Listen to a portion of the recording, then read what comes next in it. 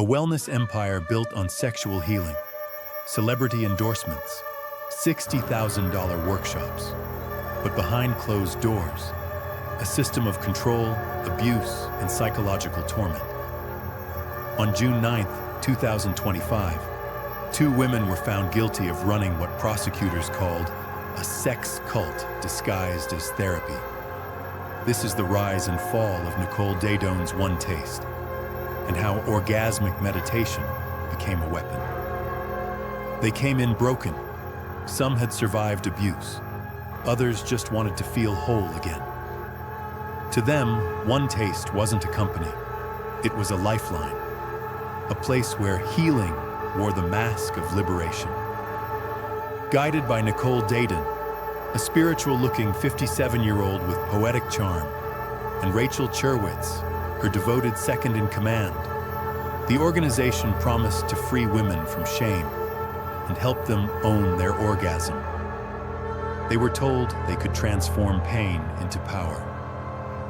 But instead, many would be pulled into something far darker. There was no blood-soaked alley, no gunshots in the dark. But what happened behind the walls of OneTaste's offices in San Francisco, New York, and London left scars all the same. In 2015, a young woman told a friend she was forced to perform sexual acts on a wealthy client. By 2017, dozens more whispered similar stories. And on a quiet night in Brooklyn, years later, a federal jury heard them all. The crime wasn't committed in a single moment.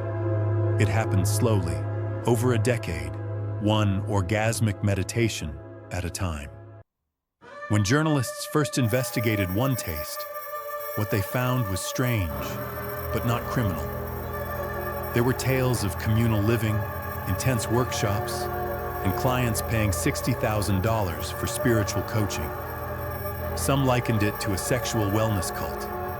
Others dismissed it as New Age hype. But behind the scenes, former employees were reaching out to federal investigators.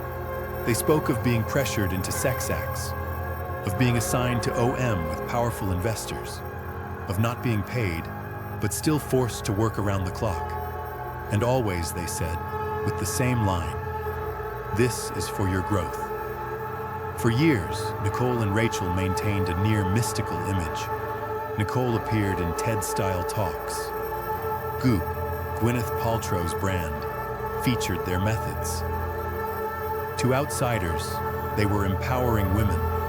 Even during the trial, their defense claimed the entire case was a retroactive reinterpretation of adult choices.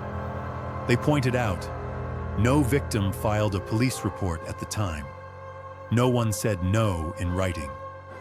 Many participants paid to be there, but trauma doesn't always come with bruises.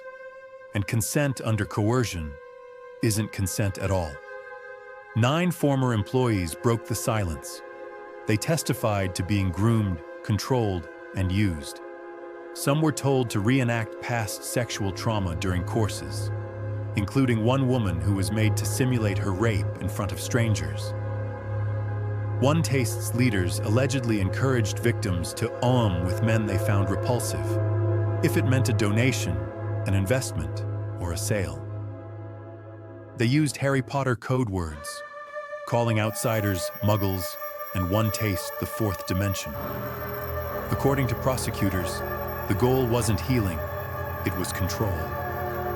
The jury deliberated for 12 hours. June 9, 2025, Brooklyn Federal Court. Guilty. Both Nicole Daedone and Rachel Cherwitz convicted of conspiracy to commit forced labor, a federal crime punishable by up to 20 years in prison. The courtroom fell silent. No tearful outbursts, just stunned faces. The facade had cracked, and beneath it, 2 women who sold empowerment and delivered exploitation. The verdict was clear, but the story of OneTaste still divides opinion. Some call it a cautionary tale. Others, including the defense, claim it was an overreach, a punishment for being too radical.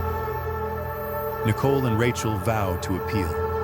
Their lawyers claim the jury was blinded by shock tactics. But for the victims, justice has begun. OneTaste is gone.